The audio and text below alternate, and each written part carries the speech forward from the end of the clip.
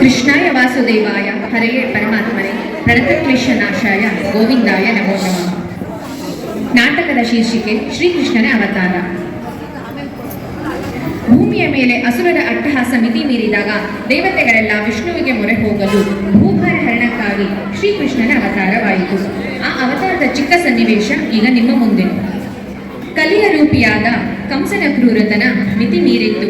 ಅವನ ಸಂಹಾರಕ್ಕೆ ಕಾಲ ಕಾಯುತ್ತಿತ್ತು. ಅದು ವಸುದೇವ ದೇವಕಿಯರ ಮದುವೆಯಾದ ಕ್ಷಣ. ಒಂದು ಅಶರೀರವಾಣಿ ಕೇಳಿಬಂತು. ದುಷ್ಟ ಕಂಸನೇ, ನಿನ್ನ ಸಾವು ಸನ್ನಿಹಿತವಾಗಿದೆ. ನಿನ್ನ ತಂಗಿಯ ಗರ್ಭದಲ್ಲಿ ಹುಟ್ಟುವ 8ನೇ ಮಗುವಿನಿಂದ ನಿನಗೆ ಸಾವು. ನನ್ನ ಸಾವು? ನನ್ನನ್ನು ಸಾಯಿಸಲು ಯಾರಿಗೂ ಸಾಧ್ಯವೇ ಇಲ್ಲ. ನನ್ನ ತಂಗಿ ಬದುಕಿದರೆ ತಾನು ನನ್ನ ಸಾವು. ಇವರನ್ನೇ ಕೊಂದು ಬಿಡುತ್ತೇನೆ.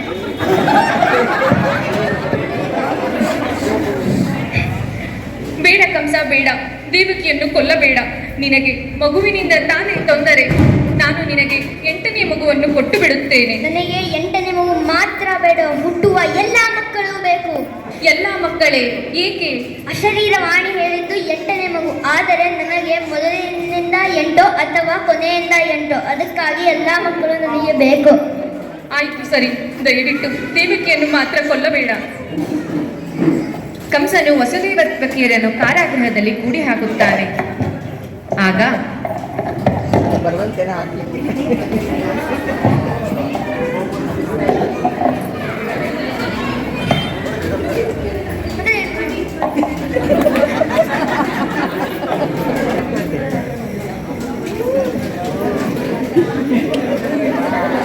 ನನ್ನ ಸಾವಂತೆ, ಕಂಸನ ಸಾವಂತೆ.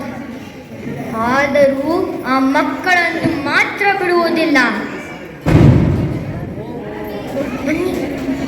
ಮೊದಲ ಮಗು ಹುಟ್ಟಿದಾಗ ಕಂಸ ಬಂದು ಮಗುವನ್ನು ಕೊಂದು ಬಿಡುತ್ತಾನೆ. ಹೀಗೆ 6 ಮಕ್ಕಳನ್ನು ಸಾಯಿಸಿ 7ನೇ ಮಗು ಗರ್ಭಪಾತವಾಯಿತೆಂದು ಎಲ್ಲರೂ ಅಂದುಕೊಳ್ಳುತ್ತಾರೆ. ಆದರೆ ಆ ಗರ್ಭವನ್ನು ನಂದನ ಹೆಂಡತಿ ರೋಹಿಣಿಯ ಗರ್ಭದಲ್ಲಿ ಇರಿಸಲಾಗಿರುತ್ತದೆ. 8ನೇ ಮಗುವಿನ ಜನನ ಅಂದರೆ ಶ್ರೀಕೃಷ್ಣನ ಜನನ. ಕ್ರೂರನಾದ ಕಂಸ ಬರೀ ತನ್ನ ತಂಗಿ ಮತ್ತು ಅವಳ ಗಂಡ ಮಾತ್ರವಲ್ಲ, ಅವಳ ತಂದೆಯನ್ನು ಕೂಡ ರಾಜ್ಯದ ಸಿಂಹಾಸನಕ್ಕಾಗಿ, ಅದರ ಆಸೆಗಾಗಿ ಅವನ ತಂದೆ ಉಗ್ರಸೇನನ್ನು ಸಹ ಕಾರಾಗೃಹದಲ್ಲಿಯೇ ಕೂಡಿ. ಇಂಥ ಕಂಸನ ಸಂಹಾರವಾಗಲು ಶ್ರೀಕೃಷ್ಣ ಪರಮಾತ್ಮನೇ ಅವತಾರ ಎತ್ತಿ ಬರಬೇಕಾಯಿತು.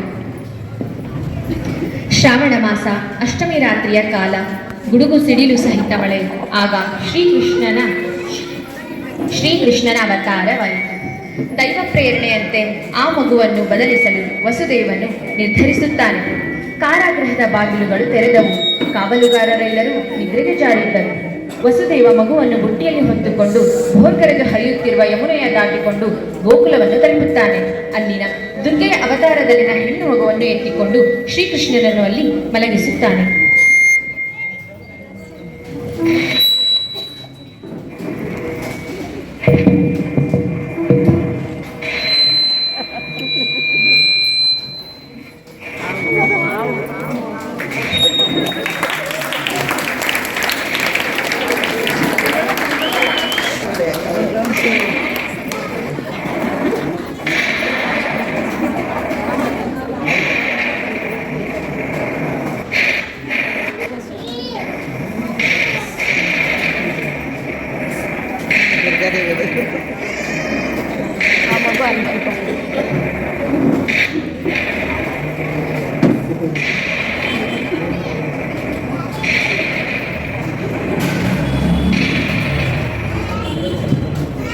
ವಸುದೇವನು ಮತ್ತೆ ಮಥುರೆಗೆ ಮರಳುತ್ತಾನೆ. ಬಾಗಿಲುಗಳು ಮುಚ್ಚಿಕೊಳ್ಳುತ್ತವೆ. ಕಾವಲುಗಾರರು ಎಚ್ಚರಗೊಳ್ಳುತ್ತಾರೆ. ಆಗ ಮಗು ಅಳಲು ಪ್ರಾರಂಭಿಸಿದಾಗ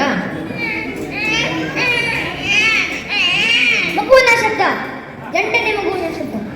ದೇವಕಿ, ಕೊಟ್ಟು ಬಿಡು ಮಗುವನ್ನ. ಬೇಡ ಅಣ್ಣ,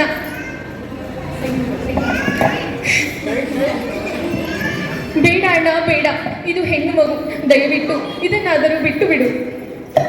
ಕಂಸ ಬಲವಂತವಾಗಿ ಮಗುವನ್ನು ಕಸಿದುಕೊಂಡು ನೆಲಕ್ಕಪ್ಪಳಿಸಲು ಮೇಲೆ ಎಸೆಯುತ್ತಾನೆ. ಆಗ ದುರ್ಗೆಯು ಚತುರ್ಭುಜನಾಗಿ ಮೂರ್ಖ ಕಂಸನೇ, ನಿನ್ನ ಸಾವು ನಾನಲ್ಲ. ಅವನು ಬೇರೆ ಬೇರೆ ಎಲ್ಲೂ ಬೆಳೆಯುತ್ತಿದ್ದಾನೆ. ನಿನ್ನ ಸಾವು ನಿಶ್ಚಿತ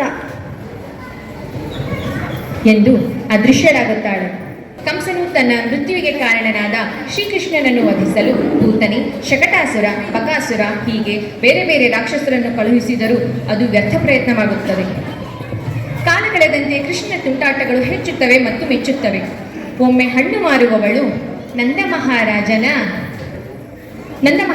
ಮನೆಗೆ ಹಣ್ಣು ಮಾರಲು ಬಂದಾಗ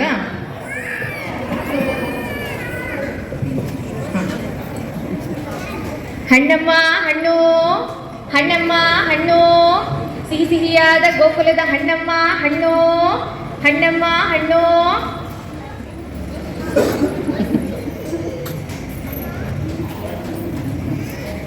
ನೋಡಮ್ಮ, ಈ ಧಾನ್ಯಗಳನ್ನ ತೆಗೆದುಕೊಂಡು ಸ್ವಲ್ಪ ಹಣ್ಣು ಕೊಡಮ್ಮ. ತೆಗೆದುಕೊಳ್ಳಿ ಮಹಾರಾಜರೇ.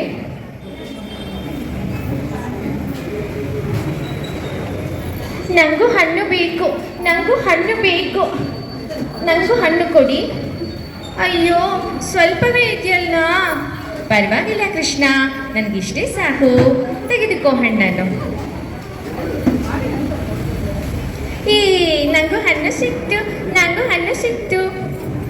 ದುರಾಸೆ ಇಲ್ಲದೆ ಪ್ರೀತಿಯಿಂದ ಹಣ್ಣು ಕೊಟ್ಟಿದ್ದರಿಂದ ಅವಳ ಬುಟ್ಟಿಯ ತುಂಬ ಚಿನ್ನ, ವಜ್ರದಂತಹ ಆಭರಣಗಳು ತುಂಬಿದ್ದವು.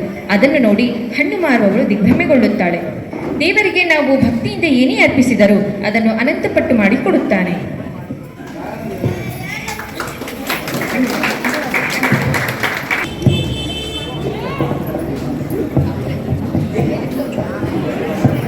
ಕೃಷ್ಣ ಬಲರಾಮರು ಒಮ್ಮೆ ಮಣ್ಣು ಆಟವಾಡುತ್ತಿದ್ದಾಗ ಕೃಷ್ಣ ಮಣ್ಣು ತಿನ್ನುತ್ತಾನೆ. ಆಗ ಬಲರಾಮನು, ಏ ಕೃಷ್ಣ, ಮಣ್ಣು ತಿಂದ್ಯಾ? ಬಾ ಅಮ್ಮ ಹೇಳ್ತೀನಿ. ಅಮ್ಮ ಅಮ್ಮ ಅಮ್ಮ ನೋಡು ಅಮ್ಮ, ಕೃಷ್ಣ ಮಣ್ಣು ತಿಂದ್ಬಿಟ್ಟ. ಅಮ್ಮ ನೋಡು ಇಲ್ಲಿ, ಕೃಷ್ಣ ಮಣ್ಣು ತಿಂದ. ಕೃಷ್ಣ ಮಣ್ಣು ತಿಂದ್ಯಾ? ಇಲ್ಲ ಅಮ್ಮ, ತಿಂದಿಲ್ಲ. ಎಲ್ಲಿ ಹಣ್ಣು?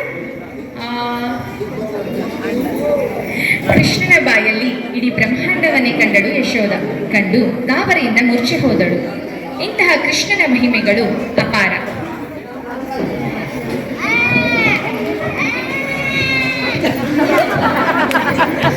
ತಿಳಿದಂತೆಯೇ ಕೃಷ್ಣ ಹಾಲು, ಮೊಸರು, ಬೆಣ್ಣೆ ಪ್ರಿಯ. ಅದೆಷ್ಟೇ ತಿಂದರೂ ಮತ್ತೆ ತಿನ್ನುವ ಆಸೆ. ಗೊಲ್ಲರ ಮನೆಗಳಿಗೆ ಹೋಗಿ ಎಲ್ಲವನ್ನೂ ಕದ್ದು ತಿನ್ನುತ್ತಿದ್ದ. ಒಂದು ದಿನ ಒಬ್ಬ ಗೊಲ್ಲತಿಯ ಮನೆಗೆ ನುಗ್ಗಿ ಬೆಣ್ಣೆ, ಮೊಸರುಗಳನ್ನು ಕದ್ದು ತಿನ್ನುವಾಗ, ಏ ಕೃಷ್ಣ, ಬೆಣ್ಣೆ ಮೊಸರನ್ನೆಲ್ಲ ಕತ್ತಿಂತಾ ಇದೆಯಾ? ಬಾ ನಿಮ್ಮಮ್ಮ ಹೇಳ್ತೀನಿ. ನನ್ನ ಮಗ ಹಾಗೆ ಹೀಗೆ ಅಂತ ಜಂಬ ಕೊಚ್ಕೋತಾ ಇರ್ತಾಳಲ್ಲ ನಿಮ್ಮಮ್ಮ, ಸರಿಯಾಗಿ ಸಿಕ್ಕಾಕೊಂಡಿದ್ಯಾ? ಬಾ ಯಶೋದ, ಓ ಯಶೋದ, ನೋಡಮ್ಮ, ನೋಡು ನಿನ್ನ ಮಗನ ಅವತಾರನ. ನಮ್ಮ ಮನೆಯಲ್ಲಿ ಹಾಲು, ಬೆಣ್ಣೆ ಎಲ್ಲ ಕದ್ದು ತಿಂದು ಹೇಗೆ ಸಿಕ್ಕಾಕೊಂಡಿದ್ದಾನೆ ನೋಡು. ನನ್ನ ಮಗನೇ, ಎಲ್ಲಿ ಕಾಣುತ್ತಿಲ್ಲವಲ್ಲ? ಇದು ನಿನ್ನ ಮಗ. ಹಾ,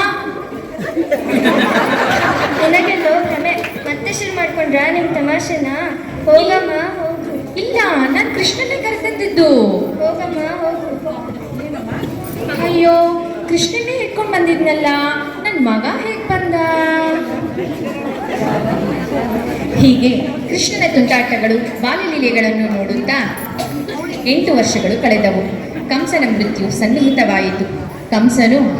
ಕಂಸನು ಶ್ರೀಕೃಷ್ಣನನ್ನು ಕರೆತರಲು ಮಥುರೆಯಿಂದ ಅಕ್ರೂರನನ್ನು ಕಳುಹಿಸುತ್ತಾನೆ. ಅದು ಕಂಸನ ಜಾಲವಾಗಿರುತ್ತದೆ. ಚಾಣೂರನೆಂಬ ಮಲ್ಲನ ವಿರುದ್ಧ ಕೃಷ್ಣನನ್ನು ಮಲ್ಲಯುದ್ಧದಲ್ಲಿ ಸಾಯಿಸುವ ಯೋಜನೆ ರೂಪಿಸಿರುತ್ತಾನೆ. ಕೃಷ್ಣನು ಬಲರಾಮನೊಂದಿಗೆ ಅಕ್ರೂರನ ಜೊತೆ ಮಥುರೆಗೆ ಬರುತ್ತಾನೆ. ಕೃಷ್ಣ ಚಾಣೂರರ ಯುದ್ಧದ ಸನ್ನಿವೇಶ. ಚಾಣೂರ ಮಲ್ಲ ಜಗಜ್ಜಟ್ಟಿ ಮಲ್ಲನನ್ನು ಸೋಲಿಸುವುದು ಸಾಧ್ಯವೇ ಇಲ್ಲ. ಆ ಶಕ್ತಿ ಯಾರಲ್ಲಾದರೂ ಇದ್ದರೆ ಬನ್ನಿ, ಮುಂದೆ ಬನ್ನಿ.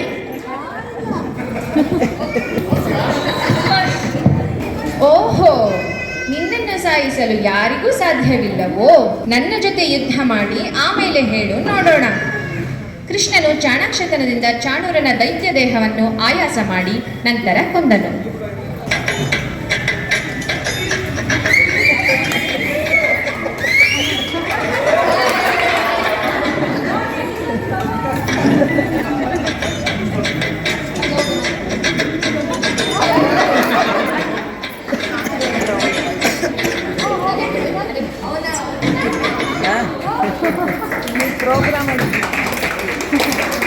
ಯಾ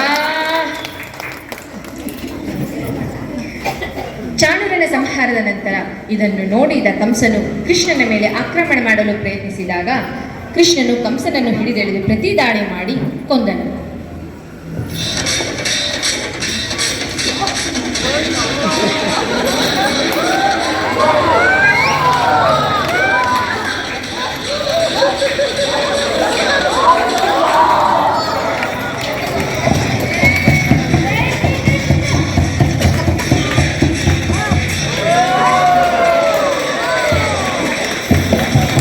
बोलो श्री कृष्ण परमात्मा की।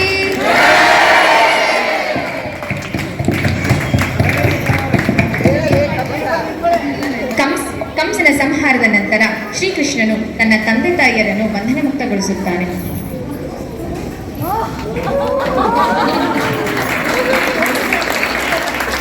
ಇಲ್ಲಿಗೆ ಶ್ರೀಕೃಷ್ಣನ ಅವತಾರ ನಾಟಕ ಮುಕ್ತಾಯಗೊಳ್ಳುತ್ತದೆ. ಹೀಗೆ ನಮ್ಮೆಲ್ಲ ದುಷ್ಟ ಕಂಸ ಎಂದರೆ ಕಾಮ, ಕ್ರೋಧ, ಲೋಭ, ಮೋಹ, ಮದ ಮತ್ಸರಗಳು, ಈ ಅರಿಷಡ್ವರ್ಗಗಳು ಇವುಗಳನ್ನು ಸಂಹಾರ ಮಾಡಿ ಶ್ರೀಕೃಷ್ಣನು ಸದಾಕಾಲ ನಮ್ಮ ಮನದಲ್ಲಿ ನೆಲೆಸಲಿ ಮತ್ತು ಒಳ್ಳೆಯ ಕಾರ್ಯಗಳಿಗೆ ಬರುವ ಎಲ್ಲ ವಿಘ್ನಗಳನ್ನು ಆ ವಿಘ್ನ ವಿನಾಯಕನು ಪರಿಹಾರ ಮಾಡಲಿ ಎಂದು ನಮ್ಮ ತಂಡದ ಪರವಾಗಿ ಆಶಿಸುತ್ತೇನೆ. ನಾಟಕದ ಪಾತ್ರಧಾರಿಗಳೆಲ್ಲರೂ ಕೃಷ್ಣ, ದೇವಕಿ ಭುವನಿ, ವಸುದೇವ ಆದ್ಯ, ನಂದ ನಿತ್ಯ, ಯಶೋಧ ದೀಪ್ತಿ, ಕಂಸ ಅಮೋಘ್, ಬಲರಾಮ ಲೋಹನ್, ಗೊಲ್ಲತಿ ಮೈರಾ, ಹಣ್ಣು ಮಾರುವವಳು ಶ್ರೀನಿಕಾ, ಚಾಣೂರ ಮಲ್ಲ ಸುಶಾಂತ್, ದುರ್ಗಾ ಅವತಾರದಲ್ಲಿ ಕೃಷ್ಣಪ್ರಿಯ ಹಾಗೂ ಗೊಲ್ಲತಿಯ ಮಗ ಆರ್ಯ.